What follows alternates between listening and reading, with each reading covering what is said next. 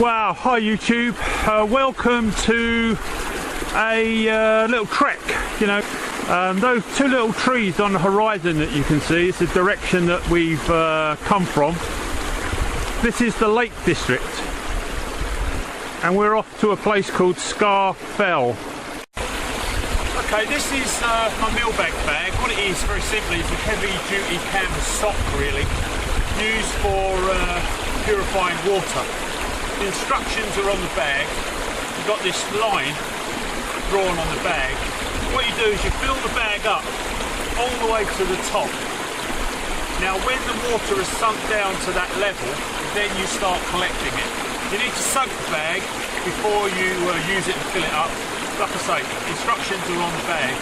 Now this won't take out pathogens or anything like that. You know, this will just take out debris, particles, contaminants, you know, dirt, silt, that sort of thing.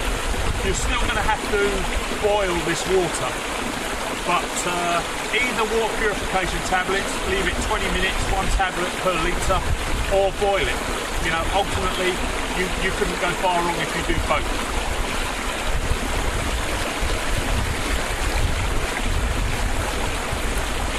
First thing you want to do is just give the bag a good soaking.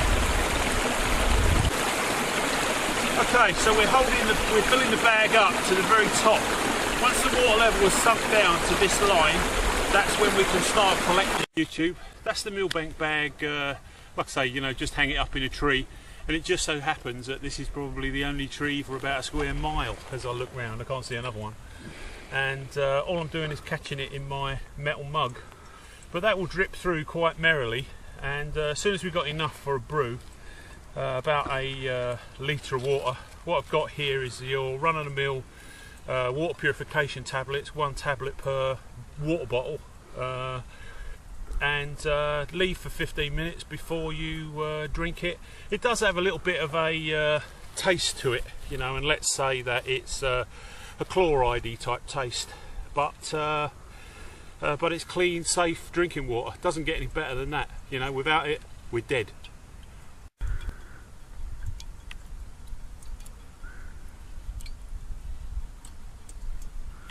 Okay, the other thing that I carry with me with regards to water purification is the Aquamira Frontier Pro.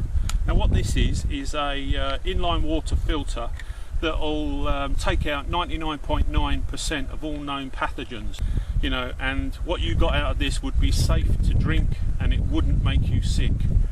I carry this because if my Millbank bag, if I haven't got the facility to boil the water that comes out of the Millbank bag, then I'm going to use this. The other thing that you can do with this is it screws into your inline filter for your normal bladder.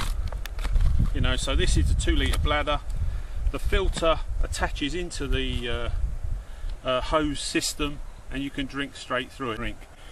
It's good for 50 gallons. After 50 gallons, this unit switches itself off and you won't get any water out of it. This is my emergency water purification system and I use it rarely, if ever. Okay, what I want to show you today is my little homemade alcohol stove. You know, this is just an old tobacco tin, loft insulation, some fiberglass loft insulation, and I've put a couple of layers of an old sieve, metal sieve on the top there. All I have to do then is just fill it up with some alcohol or methylated spirits in this case, and light it.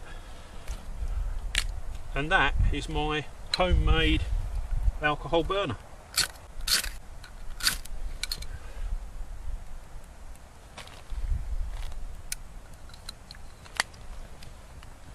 Once it's alight, just put my stove over the top of it. My mug of water is filtered through my bag. 5 minutes, we'll have a lovely brew.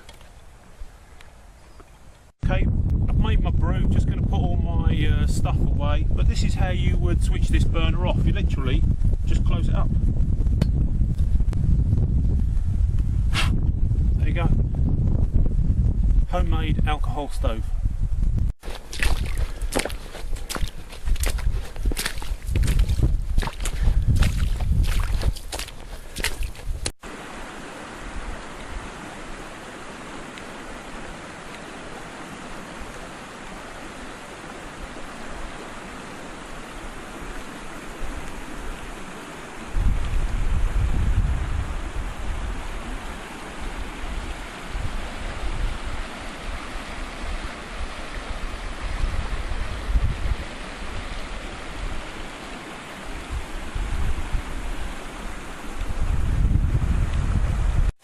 Hi YouTube, stopped for a bit of lunch.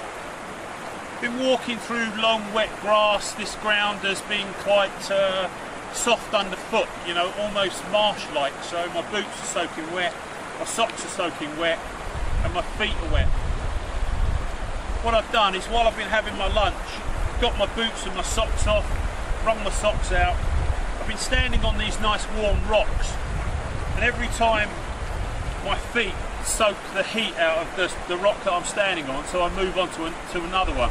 But very simply, over the course of the time that I've been eating my lunch, my feet have got some air to them, and they're pretty much dry now, ready to crack on with the next part of the day. Bit of powder before I put my boots on, it'll be peachy. You've got to look after your feet.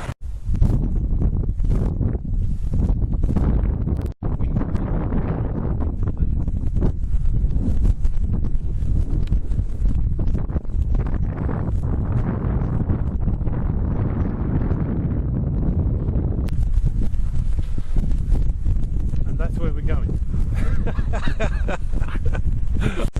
Hi YouTube, this is the end of our day out in the national park.